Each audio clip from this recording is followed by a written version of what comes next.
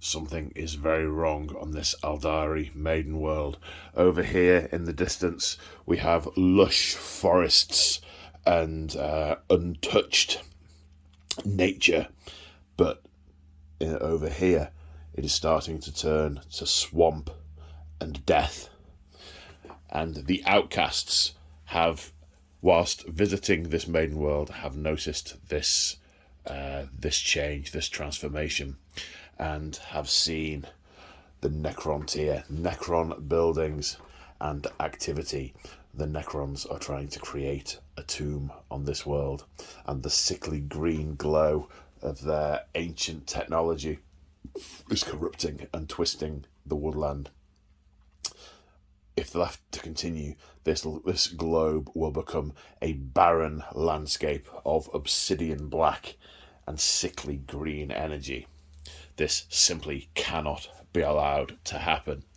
Illic Nightspear of Craftworld Alaitoc has summoned up a war host and is coming to this place to destroy the Necrons. Just before we go any further, a little bit of admin. If you're new to the channel, I can't remember what's it. The game is Solo Hammer. So this is a game of Solo Hammer. I'm playing both armies here. I also tend to go off on random rambles and tangents. This definitely isn't a tight, high production value battle report. We also have a very small number of narrative-oriented house rules, which I will briefly go through now.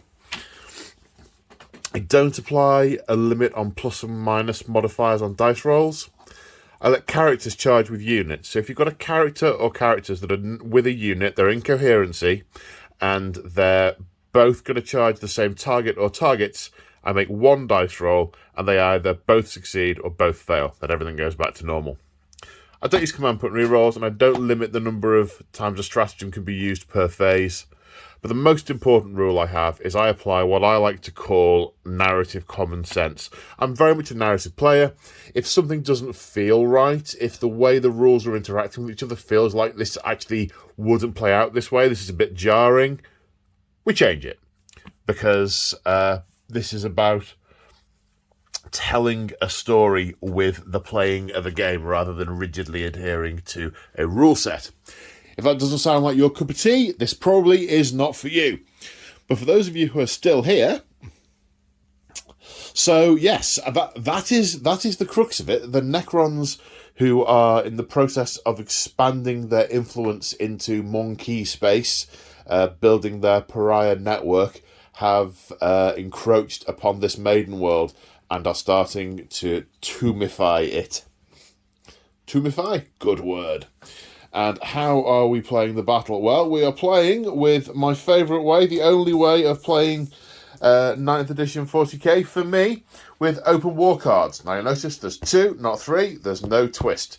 I'd rather keep it simple for my poor brain, because I've only read Codex Eldari once, and I don't have the little cards yet, and they help my brain. So I'm trying to keep it simple so I forget as little stuff as possible.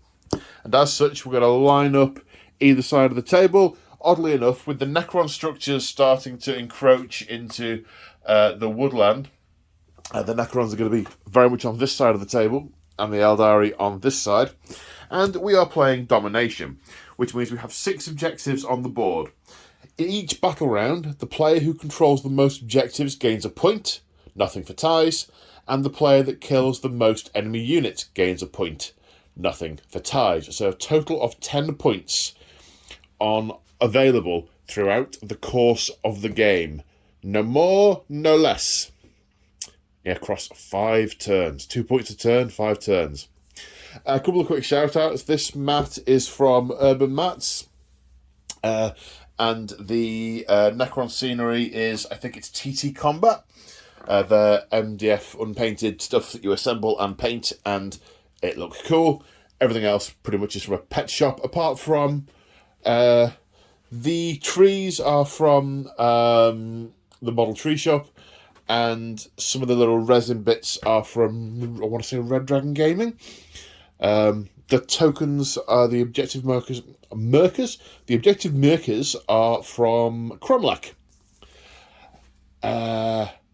Okay, let's go have a look at the armies. And here we have roughly 1,500 points of Craftworld Alaitoc. So, there are lots of rules in that book that I'll need to go through in more detail as and when we come to them, but a couple of army-wide special rules. Battle Focus, which is a rule that most units get, allows the Eldar units to advance and fire pistols and assault weapons as if stationary, but then not charge. And after making a normal move and then shooting, it lets them move D6 inches, but then not charge. And they also have the Strands of Fate rule, which represents the Farseers manipulating the futures and guiding their kin. You roll some dice before. In fact, I'll do that on camera to explain that. But basically, you get to have some dice that are automatic sixes in later battle rounds. That'll become more clear as I do it. The Craftworld specific stuff. This is Craftworld Alaitoc, and they have the Fieldcraft attribute. Gives you 3 things. If they're being shot at from more than 12 inches away, they count as being in light cover. If they're in area terrain and they're being shot at from more than 12 inches away, the terrain counts as being dense cover, whether it is or not. And if they're moving or advancing, they ignore modifiers to cover, but not charging from what I can work out. So they get to pick their way through undergrowth and make best use of little hidey holes and nooks and things to confuddle the enemy who are firing back, which is cool.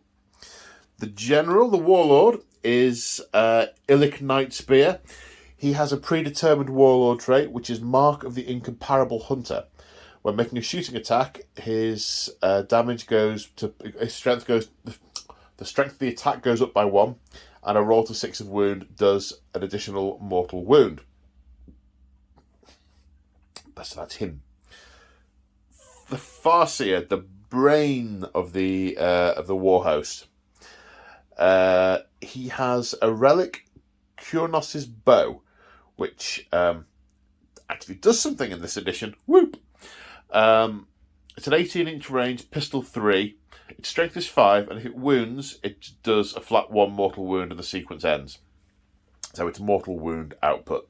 He has 2 psychic powers, Doom and Executioner.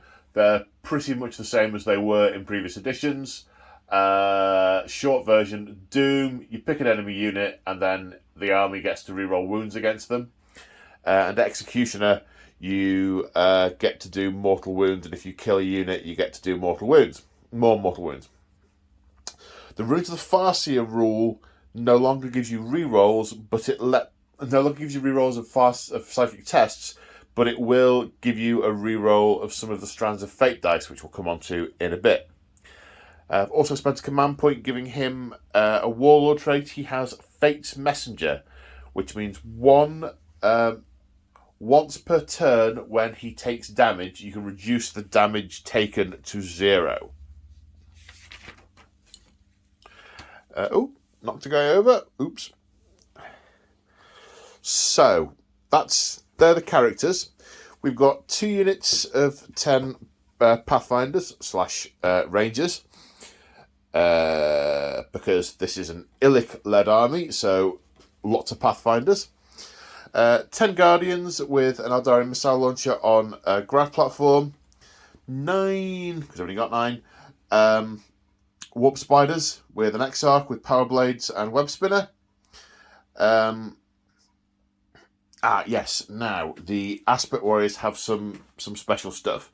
You get to give them an upgrade, which to actually make them an Exarch, but they're already an Exarch. I don't quite follow it, but anyway, you get to give them an upgrade, which gives them an ability and an extra wound and an extra point of ballistic skill or something else. Short version, the Warp Spiders have got Web of Deceit. Once per game, instead of battle focusing, I can redeploy them on the battlefield more than 9 inches away from another opponent, from opponent's units. The striking scorpions also have an ability. The Exarch has the crushing blows ability, which means he will automatically wound in melee if he hits, which is super nice. Apart not against non-titanic units, which is nice. 3 Warwalkers with twin shuriken cannon. They get a rule where they can deploy a little bit further up the battlefield. 10 Dire Avengers. Their rule is shredding fire, which means the shuriken special rule will trigger on a 5+ instead of a 6+. That's an army-wide special rule. When you're firing a shuriken weapon, any roll to wound of a 6 increases the AP by 2. So these guys that will trigger on a 5+.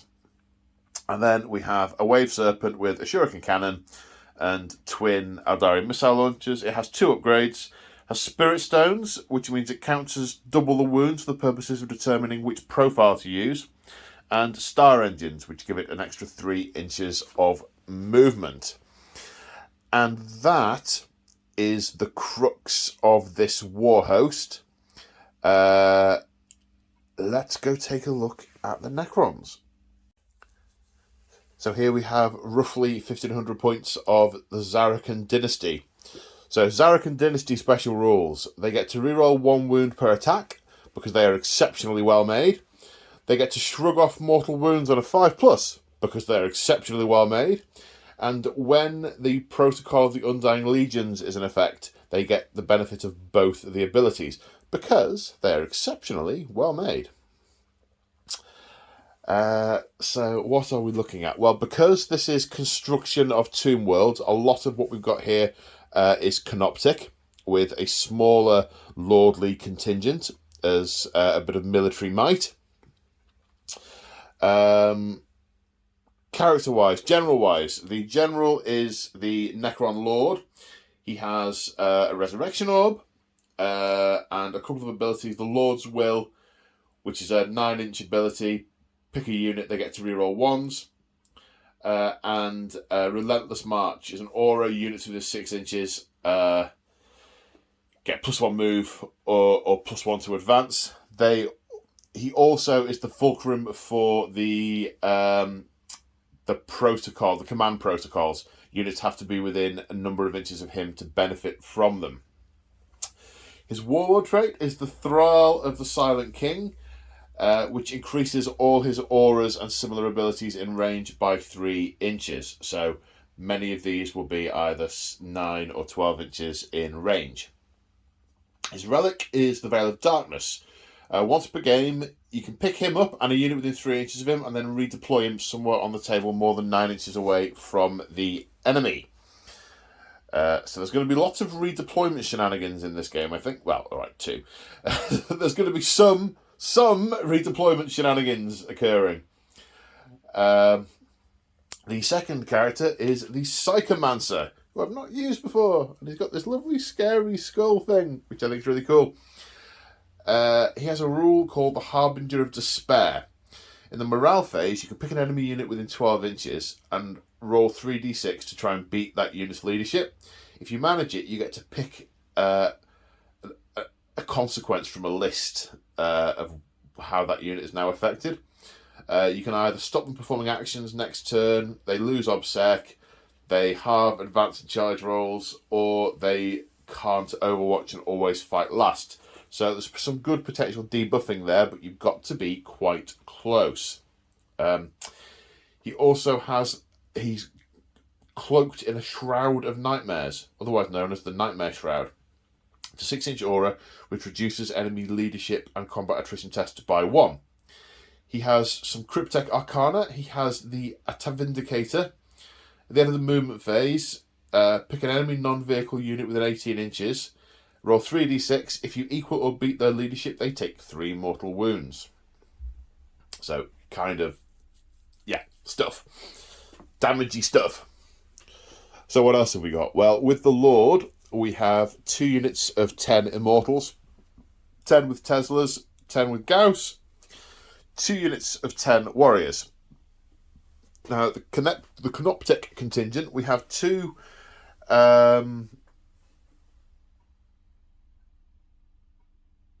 what are they called? Thralls with the pyromancer. They're basically bodyguards, and you can't target him if they're within 3 inches, which is nice.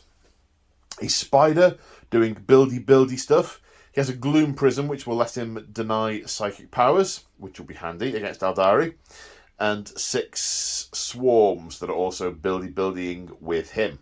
If I remember rightly, he can put swarms back in that unit at the start of the turn. And then a unit of 3 wraiths with whatever gun that is. I can't remember what it's called. A Canoptic Reanimator who has his nano this nanite ray, which he can put on Necron units to make reanimation protocols easier. Reanimation protocols, short version, is on a 5+ a dead model or get back up once you shot it. And then some guns, some protection. The Canoptek Doomstalker with its massive killing death gun. I'm looking over at the Eldar, not knowing how they're going to kill that. I've got a couple of missile launchers. Maybe. The problem with these things, of course, is they just keep getting better. You can't whittle them down gradually because they keep improving. You've got to kind of one-shot them. And then, coming in from their pocket dimension, the smell of Eldari blood draws them into this battle zone, and they will rip a hole through reality and appear to strip the flesh from their foes and take it home as a souvenir. The Lord will not consider them in any way part of his force and will not factor them into his battle plans. He's going to try and keep his force as shielded from their cursed protocols as he possibly can. He won't even reach out to them through the code for fear of contamination. And that is the Necron army. Hopefully I haven't forgotten anything, but if I have, I'm sure maybe it will get picked up as we go along. So, let's go to deployment. And here we are after deployment, and it's only taken me about an hour. The longest solo hammer deployment ever. This is where we have settled on. So basically, from a Alaitoc's perspective, we've got a couple of objectives here to try and cover. So we've got the unit of rangers in this sort of last sprig of woodland, near enough to that objective to hold it. The Guardians, their job is to go and hold that objective and not die. A whole bunch of other stuff is going to take issue with the not die thing. In here we've got the Dire Avengers and the Farseer ready to go left or go right, depending on what the situation demands at the time. And that was the easy stuff. What was then more difficult was working out where to put the Warwalkers so they couldn't be shot or dismembered, the Rangers so they couldn't be eaten, and the Striking Scorpions and Illic Nightspear. What I settled on was I wanted to put the Rangers initially over here to give some covering fire to the Striking Scorpions, but I'd have left this objective unclaimed for the majority of the game because I couldn't see anything else to realistically put here. So I put Rangers down here, and there are now Warriors on the other side because the other guy elected to not put his hard stuff here.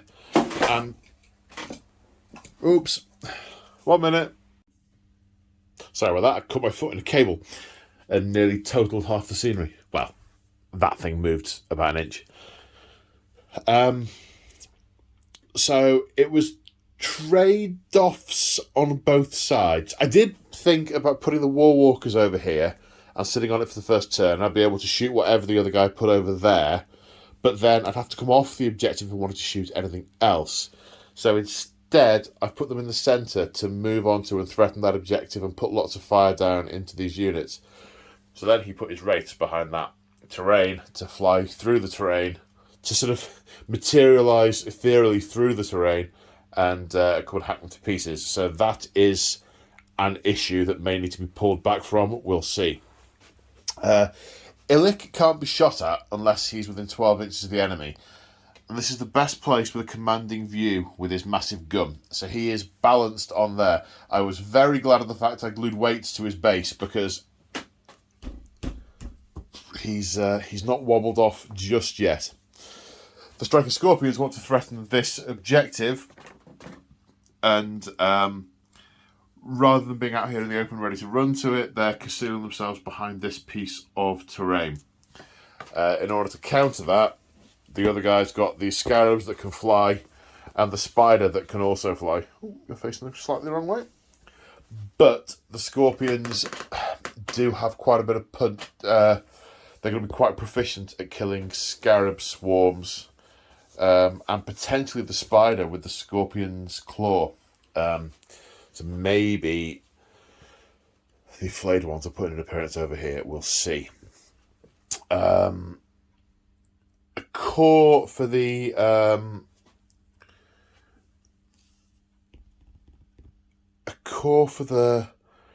Necron line is the Lord with his range of protocols extending over this central piece, at least during turn 1. And the protocol I've chosen should mean that these guys have some benefits to their save from incoming fire. So we'll see what happens there. But loosely, the idea is this unit of warriors goes and sits on that objective. This one either stays still and whittles those down over time, or moves up to maybe take it. It's quite a way away. I probably won't want to take it. But I have got to either get the Eldar guy off an objective by shooting him off, or get myself onto one of them if I'm going to hold these 3. The Doomstalker's sitting here to put fire down the table. His targets are the Walkers, of which you can see 1, and the Wave Serpent. The Reanimator is covering potentially the Immortal squads. This one with the Teslas is going to walk up onto that objective and put fire down the table. Hopefully these Wraiths will chase away those War Walkers, otherwise we could be in for a short trip over here. Well, if your man didn't get that shield generator out of commission, this is going to be a real short trip. And these warriors down here to hopefully shoot some of those Rangers to death and then go and sit on that objective. And then he'll just have to come and get me off it. Both armies have got units in reserve. Flayed ones for the Necrons and warp spiders for the Eldar. Also, the Eldar have got the Farseer and the Dire Avengers in that transport. So, at the start of the battle round, we do the Strands of Fate thing. And then we will do the roll to see who gets first turn. So, the Strands of Fate. I have 6 dice. I roll the dice. And these numbers correspond to a value on a table. 1, 2, 3, 4, 5, 6. And then during the battle round,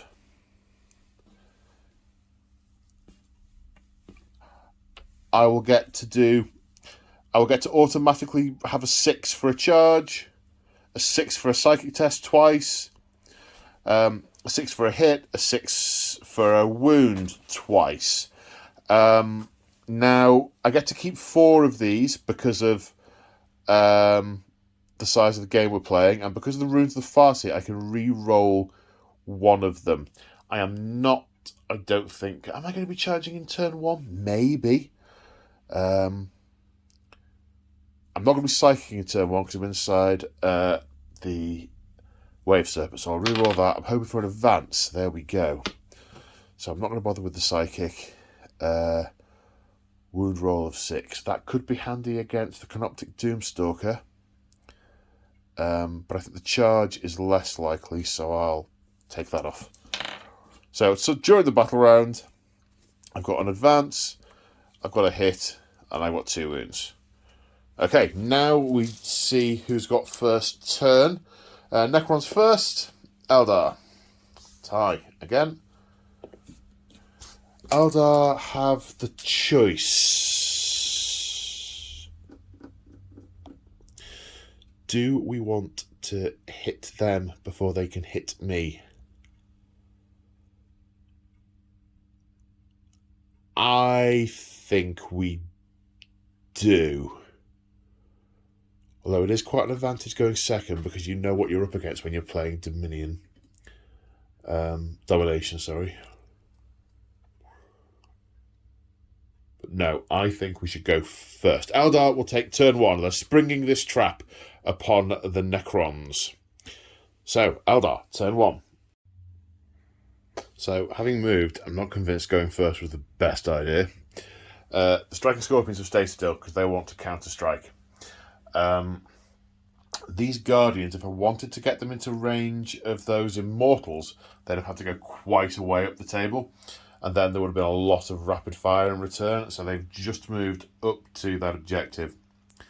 The Wave Serpent has positioned for next turn. Potentially the Dire Avengers can get out and go and support stuff, or potentially it can zoom on to one or other of the objectives depending on what is going on. The Warwalkers have backed off from where the Wraiths are a bit, not moving on to that objective, just staying in range to shoot those Immortals. These staying still, these Rangers, and the Warp Spiders staying off the table. There's no Psychic Phase as the Farseer is in a transport, so I just need to... an Illic Nightspear has obviously stayed still. I need to have a think about what's going to shoot first, because I've got some dice I can use to influence it, and there are some big things happening. So Illic can take a pot shot at something, and he can do some serious damage, and he's got bonuses against Necrons. We've got 3 missile launchers that could potentially do damage to the Canoptic Doomstalker. We've got other shots here against Necron units, Immortal units, which are not quite so critical, so they probably won't eat up the dice. I didn't do an advance, so there wasn't a lot of point in keeping that. And there's nothing that the Striking Scorpions can shoot, but that's fine. They are hanging in there. So we work out what I'm doing. Okay, so I'm going to fire with the Illic Nightspear, and narratively speaking, he's going to attempt to assassinate the Necron Lord. Now, I think, if I've understood this correctly, I can just spend some fate dice and he dies. Because, and I'm not going to do this, I'm going to roll for it, I'm going to use the fate dice on other things, because this seems a little bit, whoa. But, does he get Strands of Fate? Yep, he gets Strands of Fate. So he's going to hit on a 2+. Okay. His weapon it ignores Lookout Sir. It's strength 6, -3, 3 damage. If you roll a modified wound roll of 4+, it inflicts D3 mortal wounds in addition. But because of his Warlord trait, Mark the Incomparable Hunter, the strength's going to go up to 7. Because he's the bringer of true death, he's going to get +1 to wound against Necrons anyway. And if I go for the wound roll being a 6 with Strands of Fate, it counts as an unmodified 6. So the D3 mortal wounds for Voidbringer will kick in, and the 1 mortal wound for rolling a 6 to wound with Mark the Incomparable Hunter will kick in. So if I use 2 of these dice, he will take... it'll be -3 armour. He's the Protocol of the Eternal Guardian is in force, so he will get a 5-up save because he's getting the benefits of being in cover. So his save's going to be 2+, -3, so it will be a 5-up, and the mortal wounds. So he's not guaranteed dead. Maybe I should spend some of these points to kill him off. The dilemma is: do I spend them on trying to destroy the Canoptic Doom dude? I think I'm going to brutally murderize the Necron Lord. Or am I? So my strength's going to be 7. So I'm going to wound him on a 3, but I get +1 to wound against Necrons, so I'm going to wound him on a 2. It's going to be 2 to hit, 2 to wound, and then he gets a 5-up save. And if I get 4 or more to wound, he takes D3 mortal wounds. Now, I'm going to do 2 to hit, then I'm going to do Strands of Fate to wound. So, 2 to hit. 5. Hits on a 5. I'm going to spend a Strand of Fate dice. So this counts as an unmodified hit of 6. So, he's going to take a save against the armour, which he fails. Does he have anything he can do to reroll that? He does not. So that's 3 damage. Then D3 mortal wounds for 1 for Voidbringer and 1 for Mark of the Incomparable Hunter. So he's taken 2 mortal wounds. He can shrug them on a 5+ because he's Zarakan, which he doesn't, which is 5 wounds. He only has 4. He is dead. Turn 1. First shot of the game, and the Necron Lord is down. Now, there are 2 stratagems here that potentially come into effect. One is Revenge of the Doomstalker. The short version is, if you kill a character near a Doomstalker, it can shoot at the thing that killed it. However, only if it's a valid target, and you can't target Illic if you're more than 12 inches away from him. So, can't be using that. However, we can, for 1 command point, use Resurrection Protocols to get him back up on his feet. On a 4+, he will get back up with D3 wounds remaining. 4+, he is back up. That, however, is a trick that only works once. But the command protocols are still in effect. The round from Voidbringer went straight through his brain pan, and whilst his redundant systems rerouted, he fell on the floor until the systems had bypassed the corrupted circuits and got him back on his feet. But he's not all there. Now, what's the range? So the Wave Serpent is going to fire all his guns at the Canoptic Doomstalker. 2 shots with the Aeldari missile launcher with Starshot missiles. I'm going to make one of them a 6. Oh, there you go, a 6. With this hit roll. And then going to make one of the wound rolls a 6. And roll for the other one. Wounding on a 3. Wounds. He's getting +1. He's counting as being in light cover. However, he has a 4+ invulnerable save. So he's saving on 4s.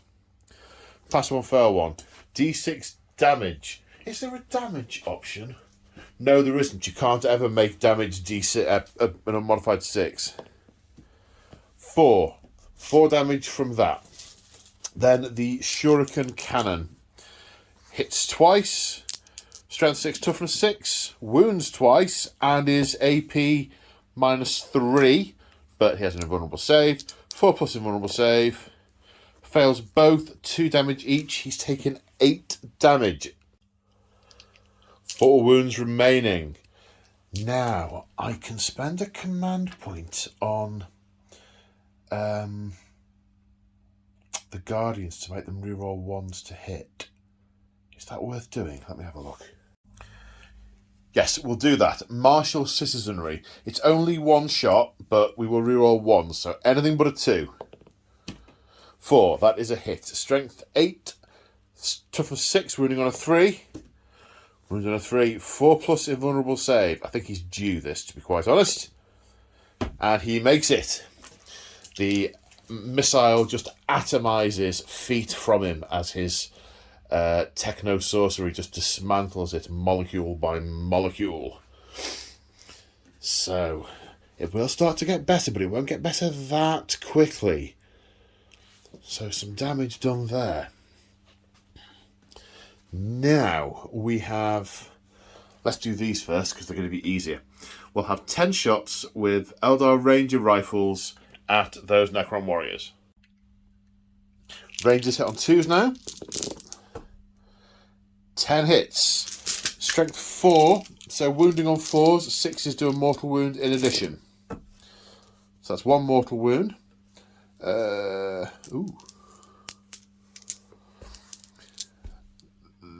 then they have it's AP -1 with a 4-up save, so saving on 5s. One of those is saved. It can shrug the mortal wound on a 5-up because it's Zarakan, which it does. So 2 die. However, they will reanimate on 5 pluses, rerolling 1s because they're warriors. One of them gets back up. One of them stays down. Okay, so now the War Walkers are firing at these immortals. The shuriken counters are strength 6 -1, 2 damage, 2-foot range. They're all in to shoot. But that's pretty much their only target. 3 shots per cannon. Now the Necron guy is spending 2 command points on reanimation prioritization, which is going to let the reanimation nano beam count against this unit. Normally it's something you can only do in your command phase, but this lets you put it on if you've been shot at in turn 1. So they're in range of the Lord, so they're going to get the Protocol of the Eternal Guardian, which means they're going to get +1 armor save. So these are toughness 5, 2-up save as it stands. So let's see what these Guardians can do. This is AP -1, but 6s to wound are uber AP. Hitting on 3s. That's some good shooting. Strength is 6, they will wound on 3s, even though these guys are toughness 5. Ooh, a bunch of 1s and 2s. No 6s, so no one's getting the shuriken rule kicking in. So then saving on +1 -1 3s. 1, 2, 3, 4, 5 go down. But with the reanimation beam, they will get back up on 4s. 2 get back up. Now the 10 Rangers will attempt to shoot also. 10 Ranger rifles, hitting on 2s. Wounding on 5s, but 6s do mortal wounds, because toughness 5, strength 4. Okay, 2. So, does the mortal wound get shrugged because Zarakan? Yes, it does. Then 2 saves of 3+. Both saved. Those shots pinging off the ancient armor type stuff. Well, it really is his body, isn't it? But counts as armor. And that's it for shooting, which means that's it for the Eldari turn, because no unit's taken enough casualties to be able to fail a morale check. So we go on to Necrons, turn 1.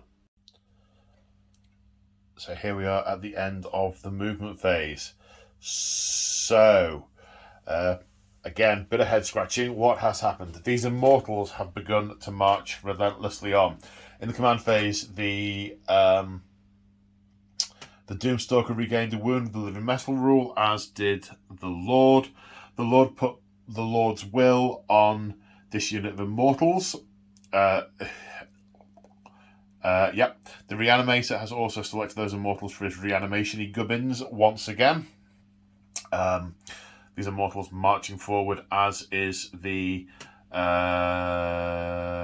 not a Pyromancer, Psychomancer. Wasn't an awful lot I could do to try and hide the Lord, except follow him forward with the troops.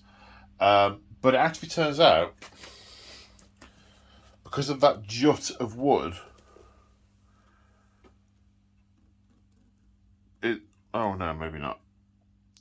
I don't think it's yeah, so maybe Illic will have to adjust. It all depends. See, so where's the camera lens? The camera lens is there, so if I put the camera lens right behind him, can I see that? You see, I'm not sure. We shall have to see. Anyway, I digress. So over here, the warriors have walked to this objective. They haven't advanced. There's actually nothing to shoot at. I could have advanced, but I didn't.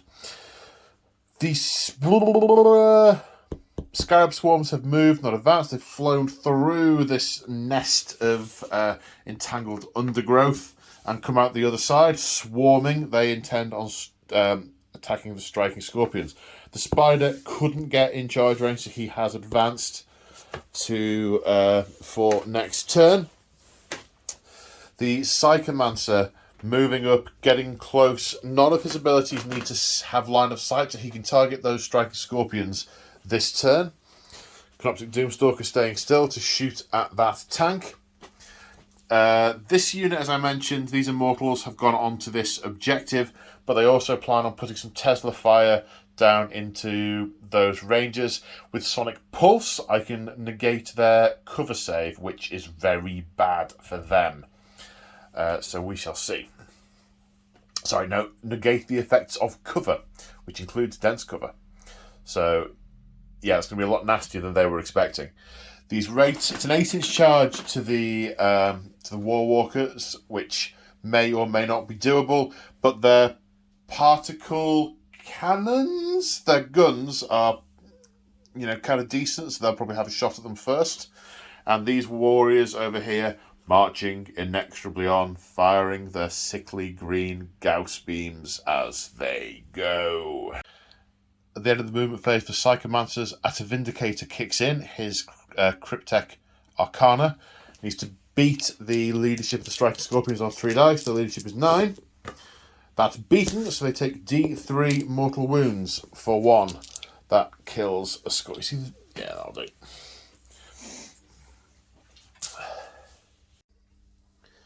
Okay, kicking off the shooting phase, the Canoptic Doomstalker is firing at the Wave Serpent, and I have just learned that his shooting does not degrade.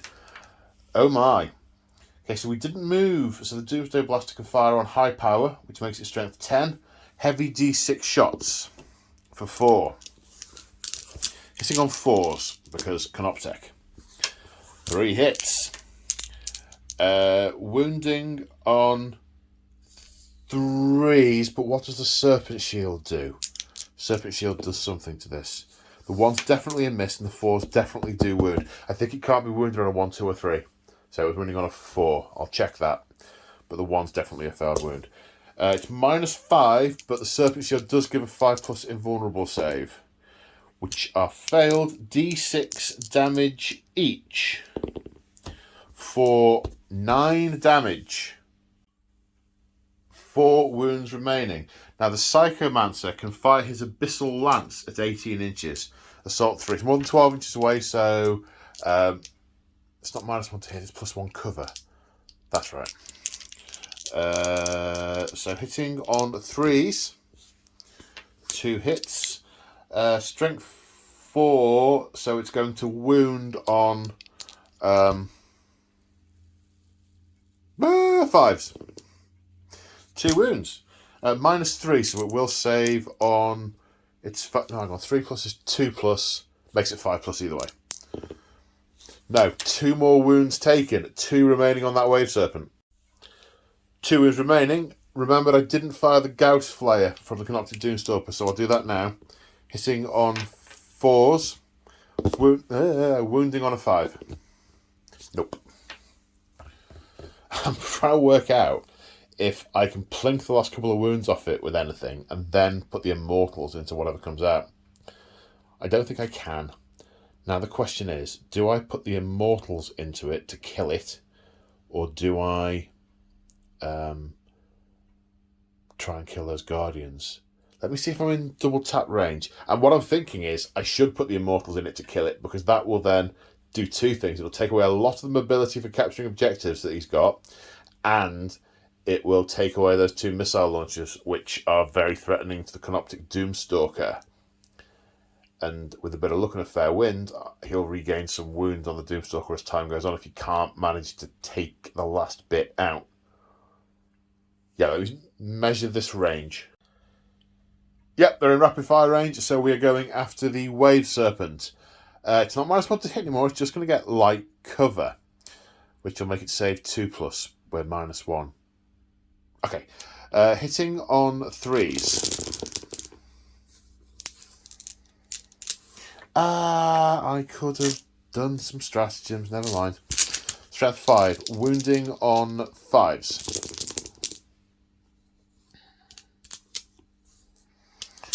Okay, 4 saves of 3+. It needs to pass 3 of them. Passes 3 of them. It has 1 wound left. And I just remembered Zera can get to reroll a wound. I'm not going to go back and redo everything I've already done, but that unit will reroll 1 wound. But it fails to wound. Zera can get to reroll a wound, Paul. Every unit, every time. Yes.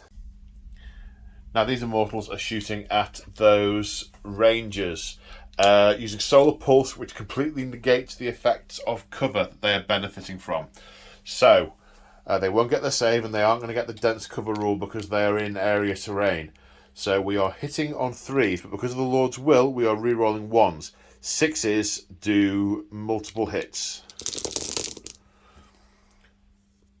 Oh, I don't think it's a good day to be an Eldar Ranger in that wood.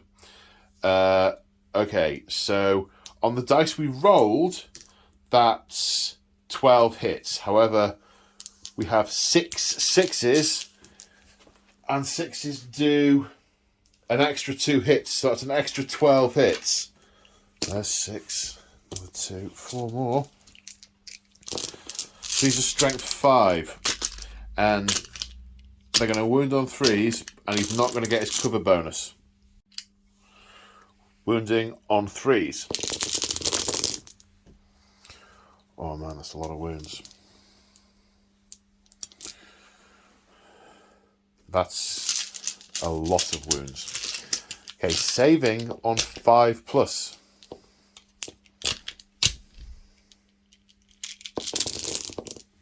That's a fair few 5s. That's a lot of 5s, actually.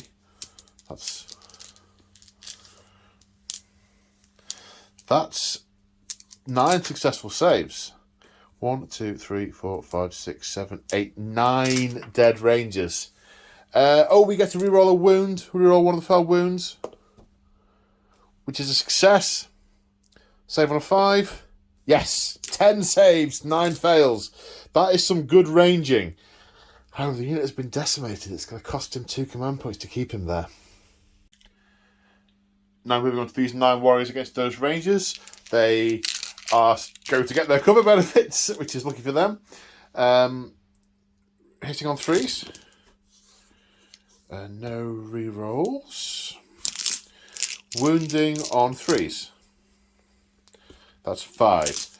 +2 save for counting as being in cover because of Alaitoc and being rangers. So 3 plus -1 for Gauss. 4+ saves.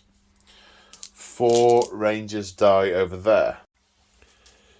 So at the end of the shooting phase, and I'm about to do some Overwatch on stuff, and I went to the book to see if there was anything the Eldar could do to make the Overwatch better, and I'm kicking myself because I forgot lightning fast reactions could have been used to lower the target number on some of the shots, especially against those poor rangers. Never mind, we all learn. 2 charges. Scarabs into Scorpions. No Overwatch. They need an 8. Which they do not get. No charge there. And then Wraiths into Warwalkers. Also... Oh, sorry. In the shooting phase, the Wraiths did shoot at the Warwalkers with their atomizer things. I did no damage. Also need an 8. They will Overwatch. That's a 4. That's not an 8. Let's do the Overwatch. 3 invulnerable saves to take from 5 hits. Come here. Drop dice don't count. 4+ invulnerable saves. All 4 made. The Shuriken just passed straight through their ethereal forms. They'd just come through this building, this knotted woodland, so they had made their form ethereal, and the Shuriken still passed straight through. Now, at the end, in the morale phase, we can do the thing where he tries to beat the leadership of the Striking Scorpions to... Oh, is he within 12 inches? That's going to require a tape measure. No, he is out of range. Right, this unit of Rangers lost 4, so they will need to take a morale check. 4 + 2 is 6, they are fine.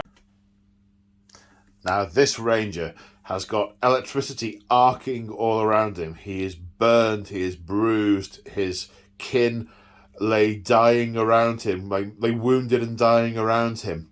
But the Farseer has said, Illic has said, that they must not get through to the forest, so he will hold firm. His bravery is insane. 2 command points spent. He is not going to run.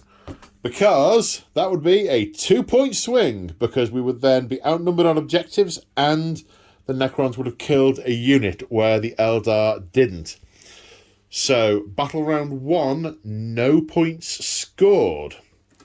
As we go into battle round 2, I have to do the dice thing again. Way! So that's 2 saves, a wound, a psychic, a hit, and another wound. Do I want to re-roll any of these? The psychic one might be handy. The save might be handy. That was a 6. The hit and wound are handy. Let's keep a wound. Let's keep a psychic. Let's keep a save. And let's re-roll one of them to see if we get a charge, because we might want the charge. 4. No. Okay, so that's what we've got. Right, Eldar, turn 2. So after the movement phase, it looks like this, and the Eldar are going all in. So there is a theatre going on over here, and if it all succeeds, the Eldar should wipe the Necrons in a turn. If it doesn't, and this glass hammer breaks on the Necrons, the damage coming back will be immense, relentless, and painful. And they will remember why they are the ancient foe. So, let's do the easy bit. So over here, we've seeded this objective. These Rangers have advanced over here to get out of line of sight of those warriors. I mean, okay, they're potentially in line of sight of the those Immortals, but they may have a different priority. We shall see. The Warwalkers have pulled back over here. They want to try and take out those wraiths. Those wraiths are a problem. They can't be allowed to close. And also fortifying this objective at the same time. The Wave Serpent has stayed put, as it is on its last legs, sparking, belching smoke, and the Spirit Stones are screeching. It is staying where it is. The Dire Avengers have got out, as have the Farseer, ready to start putting lots of fire down into here and doing psychic shenanigans. The Guardians have moved up slightly so that they can get their shuriken fire into those Immortals as well. Illic has stayed put. I've got down to his eye level, and it turns out you most definitely can get line of sight on the Lord. You've got a clear shot at his head, which is unfortunate for the Lord. The Striking Scorpions are not going to clear this flank on their own, but they are going to charge into these Scarabs and this Spider. The Exarch, with his Crushing Blows power, is going to try and take on the Spider. The others are going to take on the Scarabs. The Warp Spiders have popped back into real space around here, intent on filling these full of a cloud of monofilament, going to liquefy the mechanical insides, also liquefy, dice, I suppose, shred the mechanical insides of those Necron warriors. In theory, we shall see. And that is the plan. Like I said, if it works, it'll work well. If the hitting doesn't hit hard, then the Necron response will be intense. One way or another, this could be over very, very quickly. So, going to the psychic phase. And we're going to attempt to cast Doom. We're going to use our psychic dice to be an auto 6 to doom those warriors, plus this dice, which is a 3, so that's a 9. 18 inch range, they are now doomed. Apart from the fact that that spider has a gloom prism, which can deny once per turn. Needs a 10 or more, which it doesn't get. When I go to cast Executioner, now when I did my Codex review, I noticed that Executioner couldn't target characters anymore, which was a little bit disappointing. However, they have changed. You don't have to attack the nearest unit anymore, but you still can't attack characters.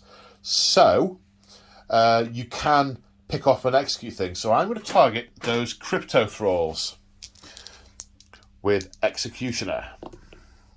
A 9, that is cast, and it'll do D3 mortal wounds, 3, which kills one of them, and if one of them dies, it'll do another D3 mortal wounds. Now I think they have 2 wounds each, so that is the unit. Let me check. That's right, 2 wounds each, and the crypto thralls are gone, which means that the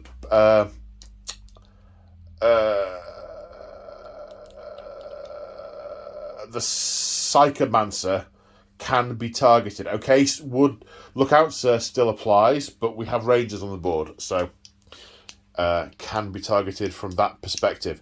Spend a command point to enable the party to cast another psychic power, and we're going to go for a Smite, which casts on a 6 to do 2 mortal wounds, taking out 2 immortals, who will get back up on 4s because we're in the Protocol of the Undying Legion. However, neither of those are 4s, so those 2 immortals stay down. Okay, now we're going to the shooting phase. The Guardians are going to shoot at the Immortals. The Immortals are doomed, so I'll get to reroll wounds against them. The missile is going to go into the Canoptic Doomstalker. And I'm going to spend a command point on Martial Citizenry, so Guardians can reroll hit rolls of 1. So 20 shots, 2 each. Hitting on 3s, rerolling 1s. There's 3, 4, 5 1s, 6 1s. Out of 20 dice, well worth doing. Take out the 2s as well. Strength 4, toughness 5, wounding on 5s with a reroll because of Doom. So that's 4, and then rerolling because of Doom. Ooh, now, okay, so, goodness me, that Doom. So 6 is an additional AP minus 2 because of the Shuriken rule. So these are going to save on. Do they have any bonuses to the save? They don't. So they're going to save on minus 3. So these will save on 6s. None of those saves. So that's 5 go down from that. These are minus 1 that haven't triggered the Shuriken rule. So they will save on 4s. And that is 9. There are 7 left. That unit is wiped. The Scorpions then fired their pistols into the Scarabs, doing a total of 6 wounds, killing 1 base, which didn't reanimate, and leaving another down by 2 wounds. Just realised I forgot to do the missile. Up at the thing, hitting on a 3. Wounding on a 3 against the Canoptic Stalker. No. And it's not doomed, of course. So that's why I was hesitating, because of Doom. And I remembered that the... So I remember the Immortals could shrug the mortal wounds. So I've just been back and rolled for them, and they didn't. That is as it was. However, the Immortal wounds that killed the Crypto Thors, I didn't roll for because of Zeracam. So I'll roll for those now. One of them was passed, so one of them remains on 1 wound, which means the other one had the opportunity to reanimate, which it didn't. So I'm going to correct that now. So now we come to the Wave Serpent. We're using the threads of... the Skeins of Fate to make one of the missiles automatically hit. The other will hit on 5 because it is so damaged. It misses. It will wound on a 3. It wounds. Vulnerable save of 4+. Passed. 3 Shuriken cannon shots. 1 hits. Wounding on a 4. Yes, an extra minus 2 in 4+ invulnerable. Also passed. That is going nowhere. Now coming to the Warp Spiders. The Death Spinners are now Assault D6 blast weapons. There are 10 of them, 1 each per model, and the Exarch has an extra. Blast, there's 10 models in that unit, so minimum 3 on each dice. So, 3, 6, 9, 12, 15, 20, 30, 39 shots. 39 shots, hitting on 3s. Boop! Strength 6 versus toughness 4, wounding on 3s. And the monofilament fired by the Death Spitters are a flat -2 now, so these are saving on 6s. They're dead. And then using their warp jump generators, they are battle focusing and move 9 inches. Is anyone else noticing the insane number of 6s that I'm rolling? Oh, dear me, this is utterly brutal. And it's only going to get worse. So, the Farseer is going to fire Kunos' arrow at the Crypto Thrall. 3 shots, hitting on 2s.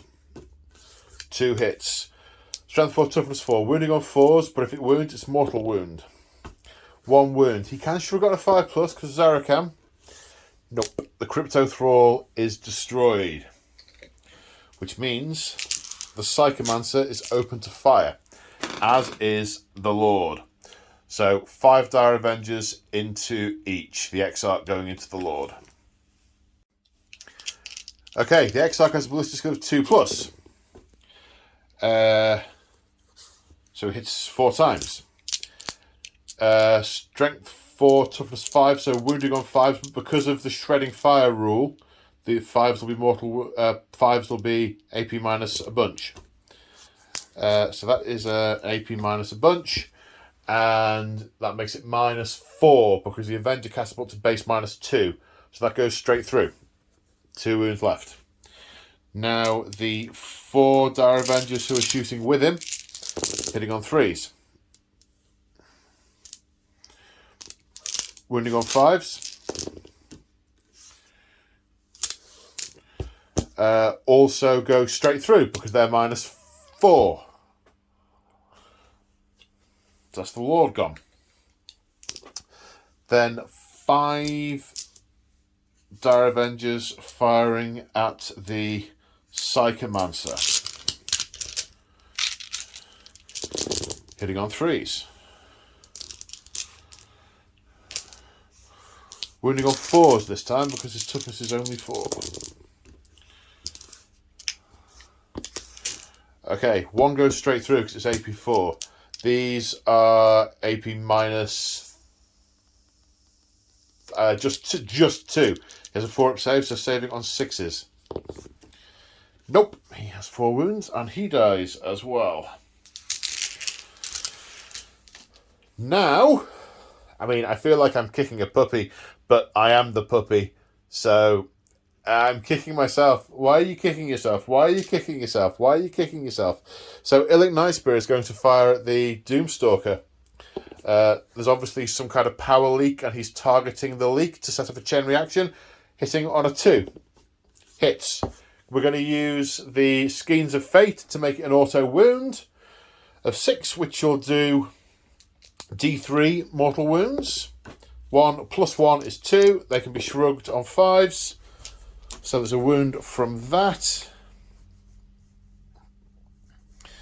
And then it has a 4+ invulnerable save, which it makes. Something didn't go the Eldar way. So all of these are fired. There's just now that one ranger who's going to have a shot at one of these immortals, which hits. Wounds, doing a mortal wound in addition, which was that was his armor save. And then does he shrug the mortal wound? No. So one of them goes down, gets back up on a 4+. No. He kills one of those. And now the War Walkers are going to open up on those wraiths. 18 shots, hitting on 3s. Strength 6, toughness 5, wounding on 3s. The Shuriken rule not mattering because of their invulnerable save. 4+ invulnerable saves. 4 made. 3 failed. They do 2 damage each. They have 3 wounds each. That kills the first one and leaves 1 on a single wound. Now the charge phase. The Scorpions charging the Scarabs and the Spider. They're in. As directed by the Exarch, the Scorpions are all going against the Scarabs, and the Exarch is going against the Spider. He has 4 attacks in his profile, plus 1 for being upgraded. He hits on 3s. Oh, that's unfortunate. He's going to be cut in half by a spider. He automatically wounds because of his upgrade. They're crushing blows. Minus 3 damage. Minus 3 AP, so saving on 6s. No save, 3 damage taken. So it has 3 wounds remaining. Now the other Scorpions all have 4 attacks each. There are 8 of them. 4 times 8, 32 attacks against the Scarabs. 32 attacks, hitting on 3s. 6s will trigger their Mandiblasters. Okay, so 1, 2, 3, 4, 5. I'll get rid of the misses. A little bit of admin to be done here because they're not. It's not instead of what's been rolled. 1, 2, 3, 4, 5. So 5 mortal wounds. Which Zarakan can shrug on 5 pluses. So 3 mortal wounds. So that kills the base that was on 2 and leaves another base on 3.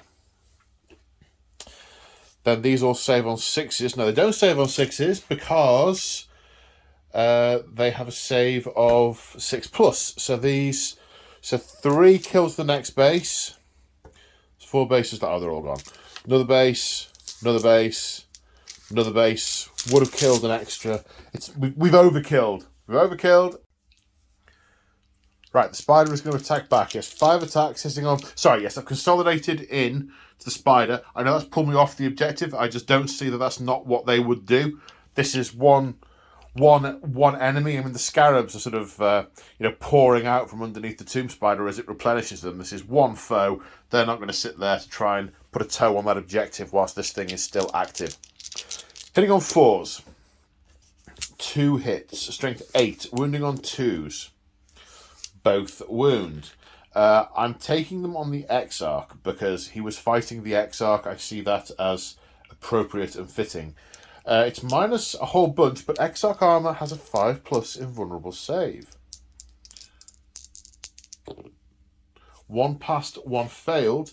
The automation claws do 2 damage each. The Exarch has 3 wounds, so he has 1 wound remaining. And that's the end of Eldar turn 2. Goodness me, that was brutal. I mean, they've all gone. I mean that 4 misses on a 3+ roll. That's the only reason that survived. Gee whiz. Okay, so we go on to Necron turn 2. Now, unfortunately, the Protocol of the Dying Legions is no longer in effect because the Lord is dead. There's no Lord's Will or anything like that. The Lord is dead. However, Living Metal will put a wound back on all these Canoptech constructs that still have damage. These are pretty mindless organisms. Automata. They will follow their previous orders. The only thing really with a spark of life left in it are the Immortals, and they understand nothing outside of battle. Now, back in the day, Necrons used to have a rule called phase out, and if you got below 25% of the points value of your army, the whole army disappeared and you lost as it phased back to the tomb ship, which I used to really like. So these guys are going to carry on. We'll see how this all plays out as we go on to Necron at turn 2. Okay, so at the end of the Necron movement phase, the Doomstalker is looking for targets. His sensory protocols have given that no damage was received from over here recently, have identified this as a primary threat, and all the Necrons are coursing towards it. Those immortals on that objective moving forward towards them, the wraiths coming in. These warriors were given that objective to take, and the foe blocking it have disappeared, so they're now engaging rapid advance mode, and they have advanced forward because there's nothing to shoot at, or there wasn't when they started moving. I've been debating whether or not to bring the... You see, there's a lot of units that could be killed. They can be killed, that can be killed, that can be killed. There's a good few that can be picked off. But I don't want to do it this battle round because the Eldar killed 6. I'm not going to overhaul that. I'm currently controlling more objectives than the Eldar guy is. So I think what I want to do... I'd prefer it if I could get these immortals to get line of sight on one of these infantry units. But all the infantry units I want to kill, I can't get the remaining guns on.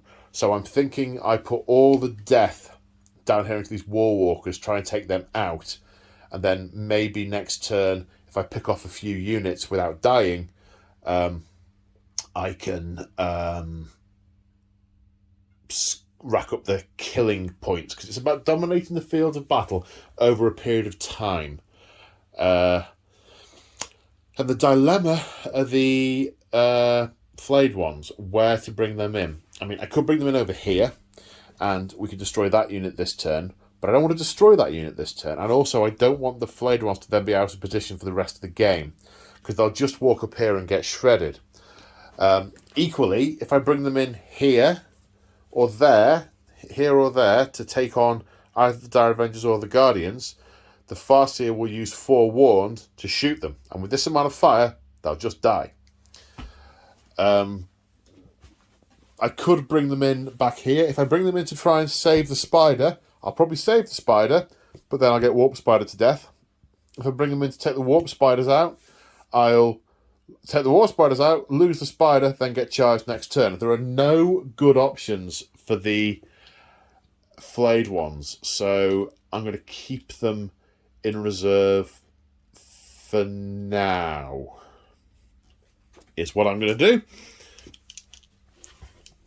Right, so the Doomstalker is going to fire his D6 shots at the Warwalkers and his small arms into the Dire Avengers. D6 shots into the Warwalkers for 2. Hitting on 4s. 2 hits. Strength 10, wounding on 2s. No need to check, they're both wounds. It has a 5+ invulnerable save. Both passed. Those power fields just dissipating the Necron energy. And 2 shots on the Dire Avengers, both miss. Right. Tesla fire into the Warwalkers. We may as well spend the command point on Solar Pulse. 12 shots, hitting on 3s. 6s do extra hits. So they're all miss. Oh my goodness. Good job for those 6s. So that's a total of 10 hits. Wounding on 4s or 5s? There are no 4s. I do not have to check. Saving on 3s. No AP. 1 damage. A single solitary point of damage. Then the Wraiths. 1 hits, 1 misses. Wounding on a 5. No. Okay, the Wraiths charging the Warwalkers who are overwatching. Hitting on 6s, 3 6s, wounding on 3s. This could kill the unit. Wounding on 3s. Can't now. Saving on a 4+. No, kills this Wraith, who was already damaged. And they charge in 8 inches. And the Wraith has 3 attacks. No, wrong one. 4 attacks. Hitting on 4s. Strength 6, wounding on 4s. 2 wounds. -2. Saving on 5s. 1 passed, 1 failed. 2 damage. Taking it down to 3 wounds. The the Eldar player will pay 2 command points to interrupt, and fire the scorpions at the spider.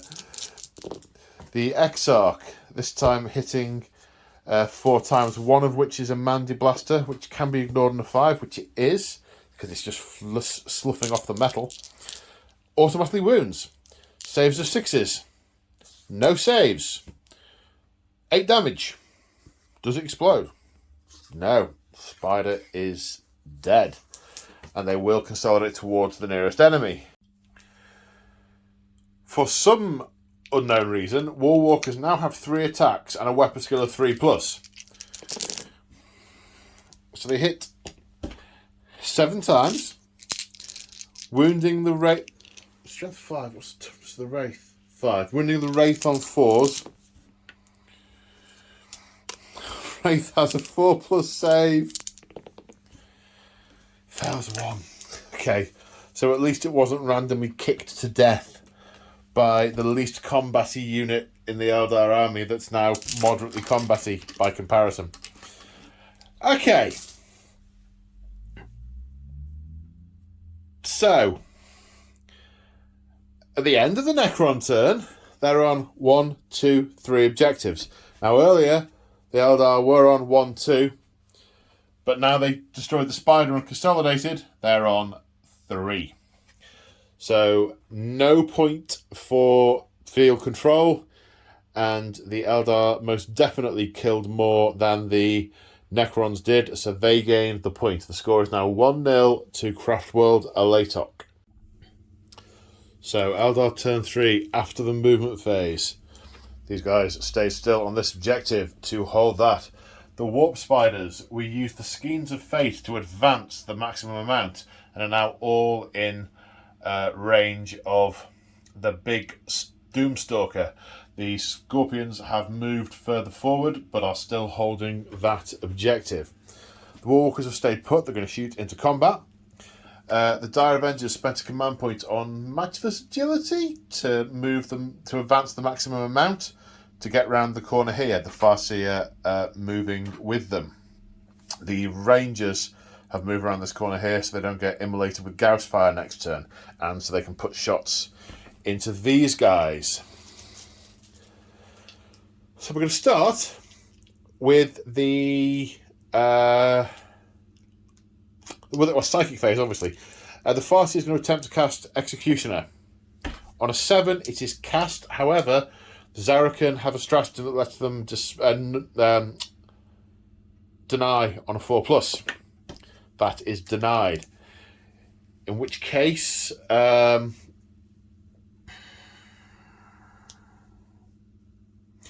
go for Doom on...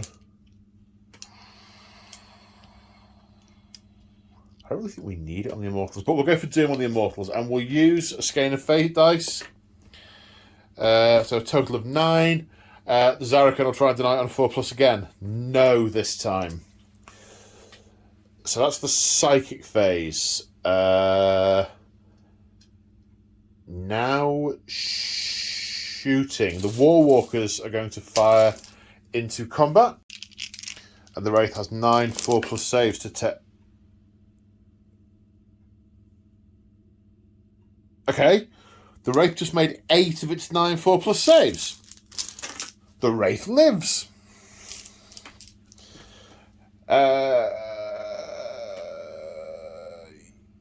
Yeah, okay, so the missile will fire into the Doomstalker, which misses. Now the Spiders will fire 10d6 shots into the Doomstalker. After a total of 29 hits, it has 4 4+ invulnerable saves. Sorry, it has 10 4+ invulnerable saves to make. And it fails 1, 2, 3, 4, 5. There we go. That's the exact number. Does it explode? No. Then the warp jump generators, moving them an extra 7 inches, not quite enough to get onto that objective. Now the Wave Serpent is going to fire at the Canoptic Reanimator. We're going to use the Skeins of Fate to make one of the missiles automatically hit. The other will hit on a 5. which it misses. Strength 8, toughness 6, running on a 3. -2 saves on a 5+. Yes. Shuriken Cannon, 2 hits. 1 wound at -3, saving on a 6. No, 2 damage from that. It has 4 wounds remaining. A massive fistful of wands from this ranger unit and 1 shot from this unit. I've got 2 hits on the Canoptic Stalker, which will wound on 5s. Nothing. Okay, 5 Dire Avengers, including the Exarch, are going to shoot at the Immortals. The others going into the Reanimator. Right, the Reanimator has 2 saves at AP -4, which go straight through, and 4 at AP -2, which save on 5s. 3 of those go through. It had 4 wounds left. The Reanimator is destroyed. And saves on the Immortals. 4 at -4, they go straight through, and 5 at -2, which will save on 5s. 3, a total of 6. There are 6 left. Or more to the point, there were. In the fight phase, the Wraith failed to take any wounds off the Walkers and has 2 saves of 4+ to take in return. It fails 1, which kills the last Wraith, and at which point the remaining 8 Necron warriors phase out and return to their tomb world. The flayed ones, not smelling enough blood and death on the air to have their notice drawn to this place. And after 3 turns, that is an utter wipeout. Goodness me, those Eldar hit hard. I mean, goodness me. I'm in something of what's the word? Shock. Whoa. Okay. Well, maybe this was just a peculiar game. Maybe this particular combination of Eldar are particularly powerful. Maybe the Necron units I'd taken not so great. Maybe with different Necron units it might be a little bit more swingy. But the Necrons thoroughly sent packing by this extremely well coordinated